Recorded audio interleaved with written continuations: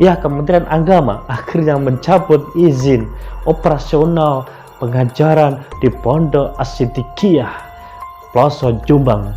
Efek dari akibat perilaku sang putra kiai tersebut berbuat asusila terhadap santriwatinya.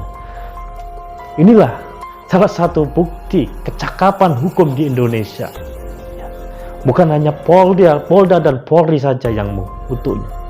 MUI pun tegas melalui Kementerian Agama juga memberikan tindakan setimpal terhadap proses pengajaran yang akan divakumkan. Inilah akibat dari apa yang kita lakukan, tidak kita pikirkan terlebih dahulu. Kita harus bersyukur ketika kita menjadi seorang anak kiai itu. Harus kita manfaatkan betul-betul sebagai orang yang menjadi panutan masyarakat, bukan menjadi contoh yang buruk di depan mata masyarakat. Kementerian Agama, isu santernya memang akan mencabut izin proses administrasi yang ada di Pondok As-Siddiqiyah Jombang. Lah, amat sangat disayangkan. Efek dan imbasnya bukan hanya pada Kementerian Agama yang hendak mencabut izin operasional, akan tetapi ada himbauan dari sebuah lembaga juga bahwa orang tua para santriwan atau santriwati akan ditarik, akan dijemput oleh keluarganya masing-masing. Efek dari imbas perbuatan sang putra kiai yang tidak mengenakkan kuping dan telinga kita ini. Saya tidak habis pikir, hanya menuruti nafsu saja dilampiaskan kepada santriwatinya. Akhirnya jadinya seperti ini. Ini yang dikatakan wait and see. Tunggu dan tanggal waktunya, dia akan meledak suatu saat. Bom waktu inilah yang saya katakan akan meledak ketika Polda Jatim berhasil menangkap dan menindaklanjuti sang pelaku tersangka pencabulan santriwati di Jombang ini. Harusnya kita ini berpikir, bro, apa yang harus kita lakukan ini betul apa tidak, benar apa tidak di depan mata masyarakat. Dan mengikuti nafsu di bawah perut kita saja ya. Inilah efeknya, inilah akibatnya. Nikmat sesaat, sesal berkepanjangan. Nikmat sesaat, sesal berkepanjangan. Saya ulangi sekali lagi, nikmat sesaat, sesal berkepanjangan.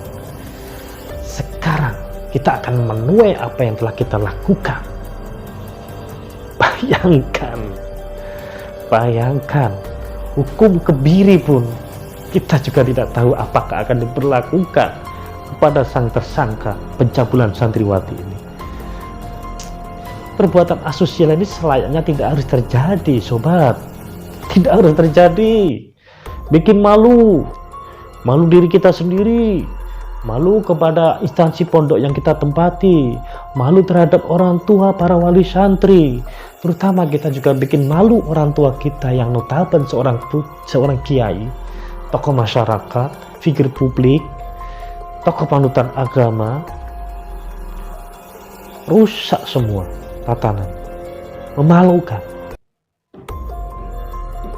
Bagaimana hal ini bisa terjadi, sobat? Gak habis pikir gue. Beritanya aneh, gak habis pikir.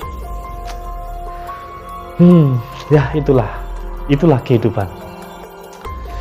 Itulah kehidupan, sobat. Namanya manusia adalah tempatnya mahalul khata. Adam alaihissalam pun juga tergelincir karena godaan bisikan iblis.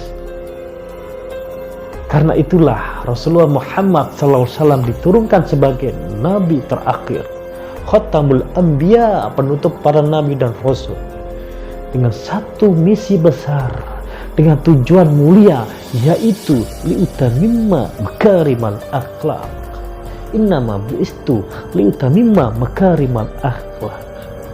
Menyempurnakan akhlak untuk menyelamatkan moralitas manusia dan bangsa yang ada di dunia ini. Itulah tujuan mulia Muhammad SAW diutus sebagai uswatun hasanah, masterpiece, role model, panutan sosial kehidupan masyarakat dunia. Bayangkan jika Rasulullah Muhammad SAW tidak diturunkan di muka bumi ini, maka apa jadinya dunia ini?